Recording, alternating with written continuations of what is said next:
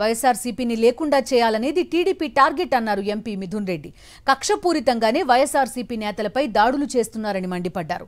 ఇలాంటి దాడులకు భయపడే ప్రసక్తే లేదన్నారు. ఏపీలో పూర్తిగా శాంతి భద్రతలు క్షీణించాయంటున్న ఎంపీ మిథున్ రెడ్డితో మా ప్రతినిధి విజయమూర్తి ఫేస్ టు ఫేస్.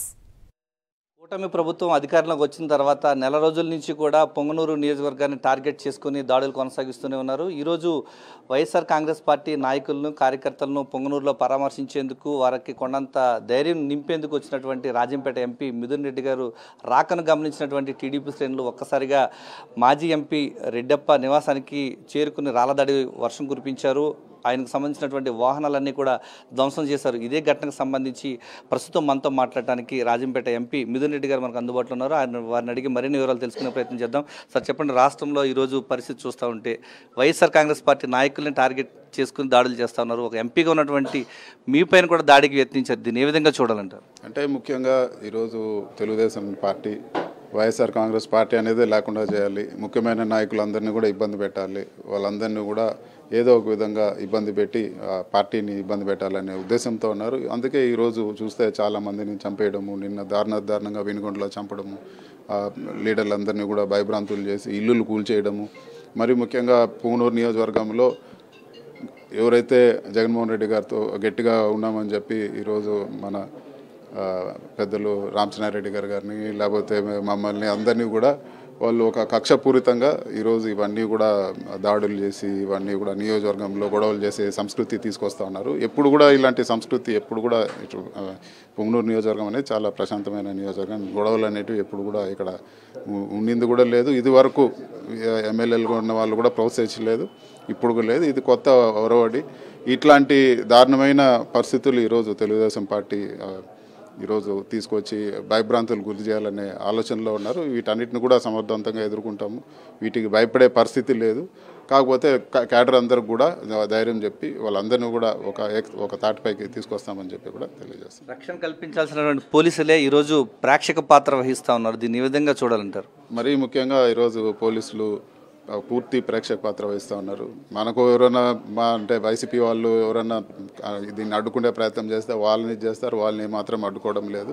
ఈరోజు పోలీస్ వ్యవస్థ పూర్తిగా ఈరోజు నిర్వీర్యమైపోయింది. వాళ్ళకి సత్తా లేక కాదు, కానీ పైనుంచి ఉండే ఒత్తిళ్ళు ఈరోజు చంద్రబాబు నాయుడు, లోకేష్ ఒత్తిళ్లతో వాళ్ళు ఈరోజు పూర్తిగా లా అండ్ ఆర్డర్ అనేది నిల్. ఈరోజు ఇంత ఘోరంగా మంచి ఆఫీసర్లు ఉంటే వాళ్ళందరినీ కూడా తీశారు. ఉదాహరణకు అక్కడ మీకు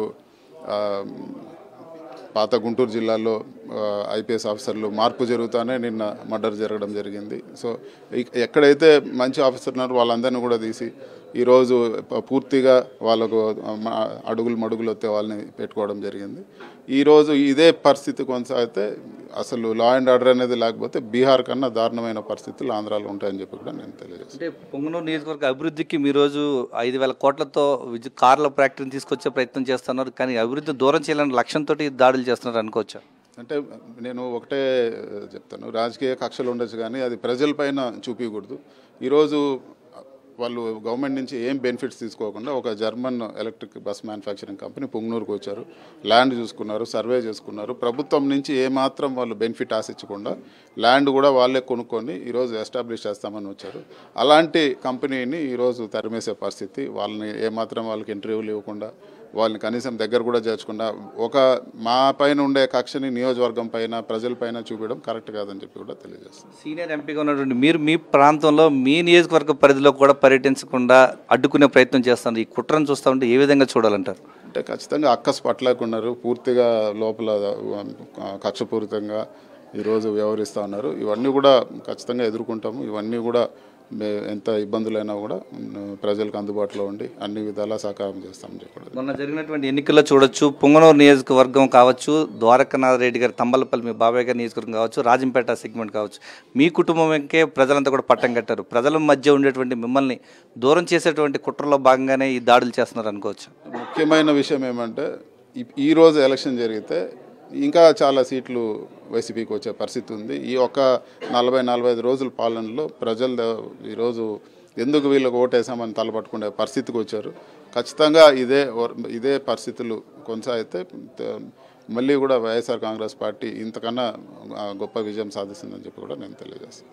థ్యాంక్ యూ. ఈ యొక్క దాడులకు భయపడేది లేదు. వైఎస్ఆర్ కాంగ్రెస్ పార్టీ శ్రేణులకు కొండంత ధైర్యం ఇచ్చేందుకే ఈరోజు పొంగనూరు నియోజకవర్గానికి వచ్చామని చెప్తున్నారు. రాష్ట్రంలో పోలీసులు కేవలం ప్రేక్షక పాత్ర వహిస్తున్నారు. పొంగనూరులో పెట్టుబడులు తీసుకువచ్చి ఈ యొక్క ప్రాంతంలో నిరుద్యోగ యువతలకు ఉద్యోగ అవస్థలు కల్పించాలన్న లక్ష్యంతో తామంతా కూడా ప్రయత్నం చేస్తూ ఉంటే వాటన్నింటినీ కూడా దూరం చేసేటువంటి కుట్రలు ఈరోజు టీడీపీ ప్రభుత్వం చేస్తోందని చెప్తున్నారు.